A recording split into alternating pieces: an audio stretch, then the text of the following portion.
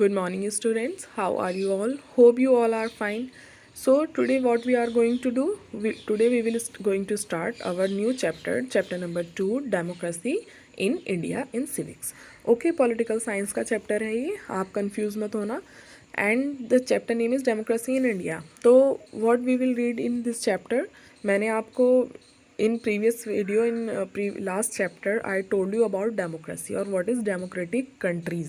ये डेमोक्रेसी क्या है और डेमोक्रेटिक कंट्रीज़ क्या हैं ये मैंने आपको लास्ट वीडियो में बताया था। ऐसी कंट्री जहाँ पर जो उसमें रहने वाले लोग हैं, वहाँ के जो पीपल हैं, उनको राइट होता है अपने अपनी पसंद की गवर्नमेंट को चूज़ करने का, रिप्रेजेंटेटिव या जो भी उनके नेता लीडर हैं वो उनको चूज़ करते हैं। ऐसी कंट्रीज़ डेमोक्रेटिक कंट्रीज़ कहलाती हैं। तो जो हमारी इंडिया है वो भी कैसी कंट्री है? डेमोक्रेटिक कंट्री है। तो देखो डेमोक्रेसी होती क्या है? एक्चुअल डेमोक्रेसी होती है अपनी पावर ऑफ वोटिंग। अब किसी भी लीडर को आप चूज़ करते हैं, किसी भी गवर्नमेंट को आप चूज़ करते हैं, जैसे आपने देखा है यहाँ पर ये है भाजपा है, सपा है ना, बसपा है और ये आम आदमी पार्टी है। जो जितनी भी ये पार्टीज़ हैं इनको आप अपनी पसंद से चूज़ करते हैं by the power of voting, vote देते हैं आप इनको। तो इस तरह से ये क्या होती हैं, जो ये गवर्नमेंट है ये बनती हैं। तो इस पावर को हम कहते हैं, इसी की वजह से हमारी कंट्री क्या है? डेमोक्रेटिक कंट्रीज़ है। तो आज हम देखेंगे कि ये इसमें स्टेप क्या है। जो इलेक्शन हमारे यहाँ होते हैं, कंडक्ट कराए जाते हैं हर 5 ईयर्स में, एवरी 5 ईयर्स।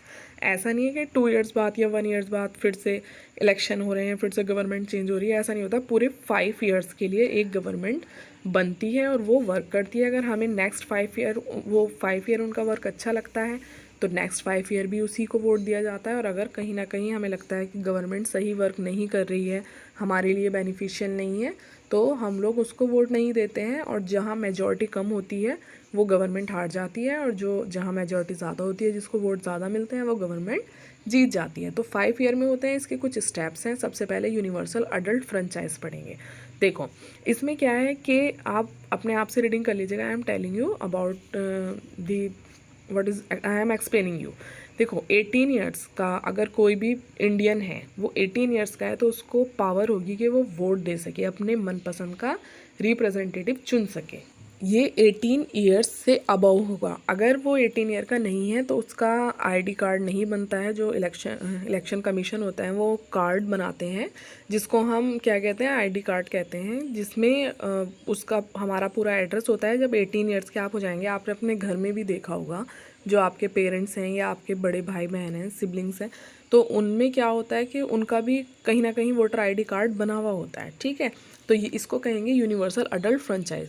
या मीन कि 18 ईयर्स से अबो लोगों के पास, इंडियन के पास राइट होता है कि वो अपना मनपसंद रिप्रेजेंटेटिव चुन सकें।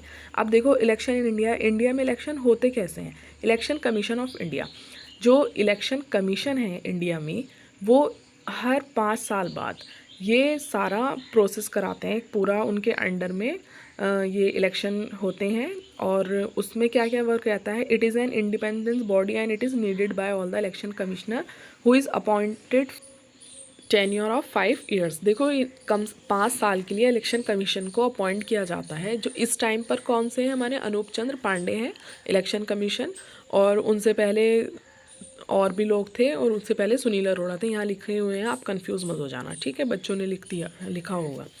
तो देखो ये इलेक्शन कंडक्ट कराते हैं इंडिया में, ठीक है?